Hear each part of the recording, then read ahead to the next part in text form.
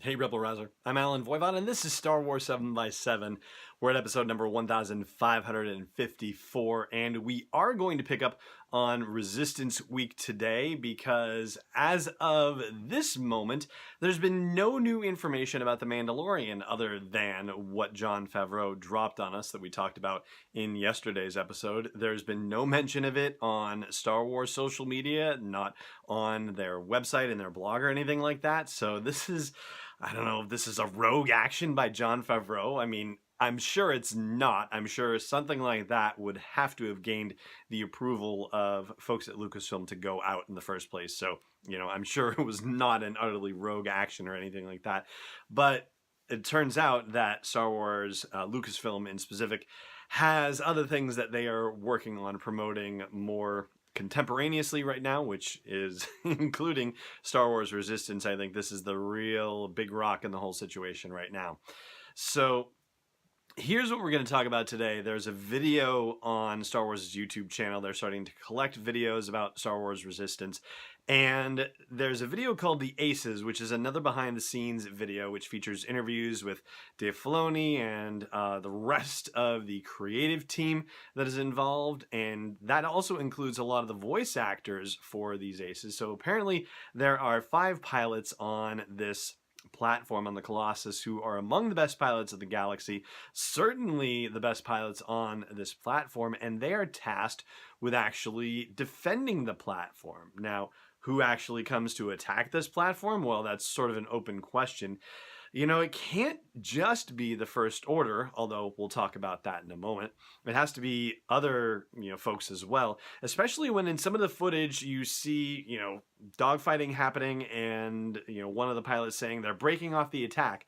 Who this they is, we don't yet know. But what we do know is that at this point in time, there's not supposed to be any sort of open hostility between the First Order and the New Republic. So nobody's supposed to be shooting at each other, and therefore it seems highly unlikely that whoever's getting involved in dogfights with the aces of this platform, it can't be the First Order. It ought not to be the First Order because of the whole Galactic Concordance thing.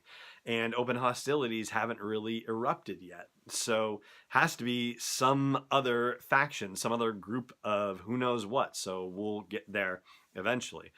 One of the other things that we learn is that Donald Faison's character, Hype Faison, is one of these aces.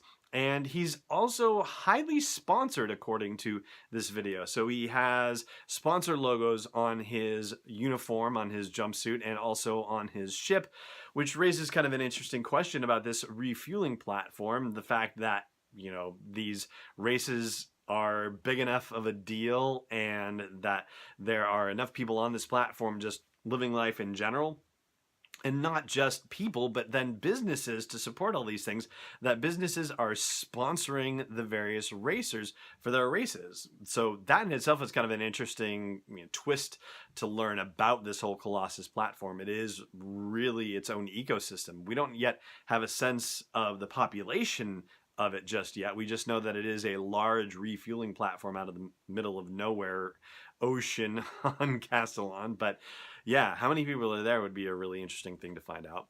And if you have not gathered, the whole thing about racing is that because of the fact that they're not always having to defend the platform, these 5 aces, to keep from going crazy from stark raving boredom, they race each other. And so that is why there's all this crazy racing that's happening inside this show. Now, as far as the 4 other aces that are in the show, aside from Hype Faison, there's a Griff Halloran, who is voiced by Steven Stanton, who is a frequent voice actor for Star Wars stuff, and also even in the movies as well. He's an ex-Imperial TIE fighter pilot, so you've got that going on. You've got a character who is the daughter of a Captain Doza, and Captain Doza, whoever this is, we're not given the full explanation, but I think you get the idea that he is somebody who is a big muckety muck as far as the whole refueling platform goes. But Tora Doza is the name of that character. She's the daughter of Captain Doza. And then there's a Bo Keevil character who, as far as All the other aces, you actually get to see their faces, but this Bo Keevil is considered a bit of a mystery. That's how the character is explained to us, and that, we only see this character in his or her jumpsuit and with helmet on, so we actually have no idea what Bo Keevil looks like.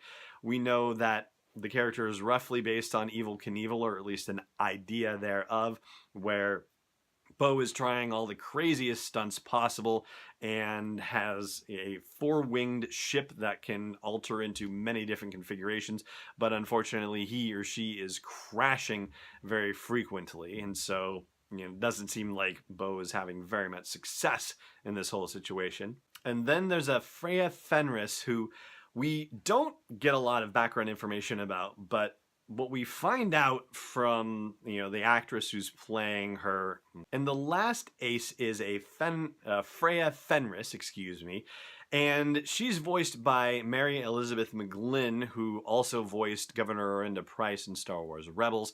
And we don't know a lot about this character, but through the interview with McGlynn, we find out that these aces sort of become reluctant resistance members, and it's kind of thrust upon them because of the First Order. So we know the First Order is going to start arriving on this platform, but again, whether we can actually have open hostility, well, that remains to be seen.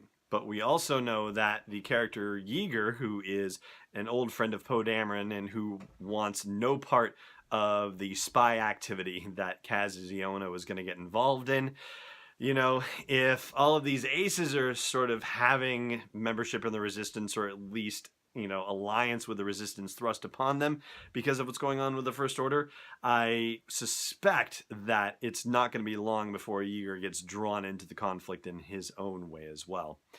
And we're going to stop there and call it an episode. And if you're not subscribing to the podcast, hey, please subscribe. If you're not supporting me on Patreon, then I hope you'll consider doing that too. For now, though, it just remains for me to say thank you so much for joining me for this episode, and may the Force be with you wherever in the world you may be. This podcast is not endorsed or sponsored yet by Lucasfilm Limited, Disney, or 20th Century Fox, and is intended for entertainment and information purposes only. Star Wars, the Star Wars logo, all names and pictures of Star Wars characters, vehicles, and any other Star Wars-related items are registered trademarks and/or copyrights of Lucasfilm Limited or their respective trademark and copyright holders. May the Force be with them. All original content is copyright 2018 Star Wars 7x7. We hope you love it!